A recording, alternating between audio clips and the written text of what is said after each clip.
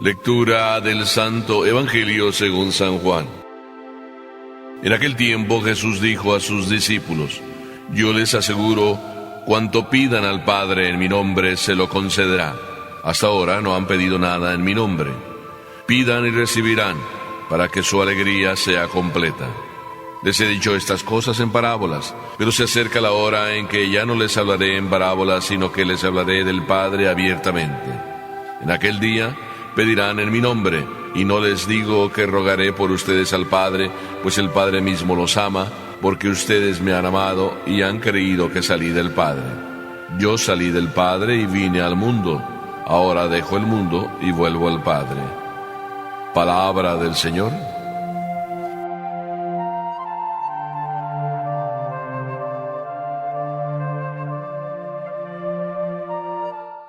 Échenme al gato. Sí, así nos cuenta la historia. Échenme al gato.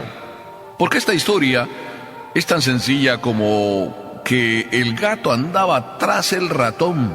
Lo perseguía por la casa aquella antigua. Iba por un lado, iba por otro, y aquel ratón siempre lograba escaparse. El gato estaba enfurecido porque no podía con ese ratón.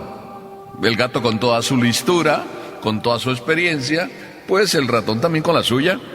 Hasta que una vez, persiguiendo al ratón por toda la casa y no pudiendo el ratón meterse por el agujero que normalmente se metía, entonces casi lo agarra el gato cuando logra escaparse por otro agujero. Y en eso que estaba ya cansadísimo el ratón, llegó al sótano de aquella casa y encontró que había un charquito ahí en el piso del sótano, y empezó a lamer de aquel charquito como para satisfacer su cansancio y también, por supuesto, su sed. Y cuando estaba ahí, probando lamidita tras lamidita, empezó a sentir un gustito por aquello que lamía. Y claro, estaba cayendo gota a gota de un tonel de whisky, pues gota a gota, sí. Y aquel charquito hecho de gota tras gota, y después aquel ratón de lamidita en lamidita encontró con que ya le daba un poquito vueltas la cabeza. Y en eso que le daba vueltas la cabeza, entonces se levanta y dice: échenme al gato, échenme al gato. ¿No será algo así parecido que tú y yo podemos decir? Échenme al gato. ¿Y sabes cuándo? Cuando nos dice Jesús que todo aquello que nosotros pidamos al Padre en su nombre, nos lo concede. Aquí tenemos ya el primer aspecto maravilloso de este evangelio: la fuerza de la oración. ¿Dónde está la fuerza de la oración? La tuya y la mía. Porque a veces tú, y por qué no decir que también a veces yo, nos sentimos como tristes cuando oramos, porque resulta que pedimos y pensamos que al pedir, pues como hemos hecho tantos méritos, bueno, eso pensamos nosotros, como hemos hecho tantos méritos, el Señor tiene que concedernos aquello que pedimos. Pero muchas veces tú y yo ya lo hemos probado. No es por nuestros méritos que Dios nos concede lo que le pedimos. Además, muchas veces lo que le pedimos, de verdad que aunque decimos que el Señor no nos quiere porque no nos da lo que le pedimos, sin embargo debiéramos decir que realmente el Señor sí es quien nos quiere, porque no nos da aquello que estamos pidiendo, aunque se lo reclamamos con nuestros propios méritos, porque no nos conviene. Estaba escuchando el otro día a una persona que decía: el Señor no me escucha, ya no le voy a rezar, porque el Señor no me quiere. Cuando yo oigo estas frases, me da mucho dolor en el alma, igual, o no sé si igual, que cuando y cuánto siente la persona cuando lo dice. Porque la verdad es que una persona que reza y reza, pidiéndole a Dios que lo que reza tiene que concedérselo, pues no sé si hay allá una buena intención. Y no estamos pidiendo como aquí Jesús nos dice. Pero además, tampoco yo digo que la oración es de acuerdo a lo que nosotros creemos que necesitamos. Porque muchas veces nuestra mente es tan corta, nuestra visión es tan raquítica, que no llegamos ni a la punta de la nariz. Y decimos que necesitamos algo, pero en realidad a la vuelta de unos meses o a la vuelta del día que estamos viviendo, nos damos cuenta que era inútil estar pidiendo aquello porque no lo necesitamos realmente. Podemos vivir sin ello. Entonces, si no es por nuestras necesidades, que muchas veces no son necesidades reales, si no son por nuestros méritos, entonces la oración, ¿dónde tiene su fuerza? Y vuelvo a repetir lo que Jesús dice, es que hasta ahora no hemos pedido en el nombre de Él. Estábamos leyendo en el Evangelio de ayer que así como el Padre ama a Jesús, y lo estoy diciendo muy lentamente para que se nos vuelva a meter en la cabeza si es que no se nos metió, el Padre ama a Jesús, por supuesto es su Hijo, pero no solo eso, acaba de decir Jesús que como el Padre lo ama, también el Padre nos ama a nosotros. ¡Qué maravilla! El Padre tiene un amor hacia nosotros igual que el que tiene con su Hijo. ¿Cómo entonces, si ese amor que es tan grande hacia su Hijo, cómo es que ese amor no nos va a conceder lo que le pidamos en el nombre de su Hijo? Vaya enchufe tenemos con tener a Jesús, que vino por nosotros, que murió por nosotros, que resucitó por nosotros y que está a la derecha del Padre intercediendo por nosotros. Hasta ahora no han pedido nada en mi nombre. La fuerza entonces de la oración está en pedir en el nombre de Jesús, en poner a Jesús como la razón de por qué merecemos lo que a lo mejor decimos que merecemos, pero no merecemos. Pero en el nombre de Jesús, que mereció por nosotros todo, claro que lo merecemos.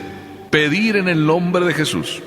Pero esta frase dicha así por Jesús, hasta ahora no han pedido en mi nombre, nos queda como en el aire, porque claro, ¿verdad? Tú me querrás preguntar, ¿y qué significa pedir en el nombre de Jesús?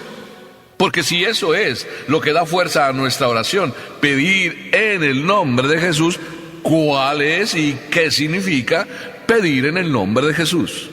Bueno, pues se me ocurre pensar también, según lo que el Evangelio aquí nos dice, que en el nombre de Jesús pedirás cuando tú quieres a Dios en el Hijo. Es decir, cuando tú y yo queremos a Papá Dios en el Hijo. ¿Y qué significa quererlo en el Hijo? Oh, pues significa pedir como Él. ¿Y qué era lo que hacía Jesús? ¿Te acuerdas del huerto de los olivos? ¿Cómo pedía Él? Padre, si es posible, haz que pase de mí este cáliz, pero que no se haga como yo quiero, sino como quieres tú. Y aquí está la cuestión. Pedir como el Hijo pedía. ¿Qué significa? Pedir aceptando lo que el Padre quisiera, aunque a veces cueste. Y en nuestra vida, claro que muchas veces cuestan las cosas. ¿Por qué no? Pues tú lo dices, yo también lo digo, muchas veces nos cuestan muchísimo, de tal manera que casi nos parece imposible vivirlas, pero en el nombre de Jesús, claro que las podemos vivir, y en el nombre de Papá Dios, que nos da la fuerza, porque Dios no permite a nadie que le llegue una tentación, una dificultad, sin antes darle toda la fuerza para vivir esa dificultad. Y si no, examínate tú. ¿Cuántas veces has dicho tú en la vida que no puedes hacer algo? Y a la hora de la hora terminas haciéndolo. Y terminas diciendo también que no sabes de dónde te salió la fuerza. Hombre, ¿cómo no sabes de dónde te salió la fuerza? Si dices que tú no podías hacerlo, que era imposible, pues es lógico, saca la conclusión. No me digas que fue por casualidad. Es Dios el que está ahí detrás. Y si no lo quieres creer, hijo mío, pues tapado de mente estás. O tapado de mente puedo estar yo si no lo creo. Cuando los frutos no tienen relación con toda la fuerza que uno pone, cuando los méritos de uno no corresponden tampoco a aquello que estamos viviendo, oye, pues eso lo hizo alguien y no precisamente por casualidad. Eso es pedir en el nombre del Señor. Pero además, que no solo es confiar en el Señor Jesús y actuar como Él, pedir en su nombre, es decir, querer lo que el Hijo quiere, y el Hijo lo que quería era lo que su Padre quería, también significa que pedir en el nombre de Dios, hagamos las cosas confiando en Dios. Jesucristo nos dice aquí, el Padre mismo a ustedes los ama, porque ustedes lo quieren, y porque también creen que yo salí de Él. O sea, que pedir en el nombre de Jesús está ganado lo que pedimos por adelantado. ¿Por qué? Porque nosotros somos queridos por el Padre, y también nosotros queremos al Padre. creemos también que Jesús fue el enviado. Creemos que Jesús resucitó y por nosotros también murió. Creemos que Jesús nos tiene ganado por adelantado todo lo que pidamos. Por tanto, también podemos decir que pedir en el nombre de Jesús significa imitar a Jesús. Imitar a Jesús. Si cuando tú pides es porque tu vida es una imitación de Cristo, cuando tu vida es constantemente un querer asimilar y vivir lo que Cristo vivió, entonces tu solo testimonio, tu sola entrega, ya es una oración hecha vida. Tu solo testimonio, tu sola entrega, ya es una oración que está clamando al Padre. Ya es una oración, tu sola entrega, que te da la fuerza para vivir. Estás en la fuerza viviendo lo que Dios te pide, y viviendo lo que Dios te pide, entonces puedes decir también, ante las dificultades, échenme al gato, porque estás lleno de Dios, lleno del amor por las cosas de Dios, lleno del amor que el mismo Jesucristo tenía hacia su Padre, por el cual o en el cual siempre fue vida. Hágase tu voluntad, hasta que terminó ahí en la propia cruz diciendo: todo está cumplido. Todo lo cumplió Jesús. Hasta la última gota de su sangre la derramó por cumplir la voluntad de Dios. Entonces, si tú eres así, tu vida ya es vivir en el nombre de Jesús. Tu oración ya es una oración en el nombre de Jesús. Y tu fuerza es la misma que la de Jesús. La unión directa con Papá Dios constantemente. ¿Verdad que es hermoso? Vivamos unidos a Papá Dios, haciendo lo que Él nos pide, amándolo como Jesucristo lo amó, y dejando que nos ame como también Él amó a Jesucristo, que eso es lo que Papá Dios quiere. Entonces, déjate amar por Él. Amén.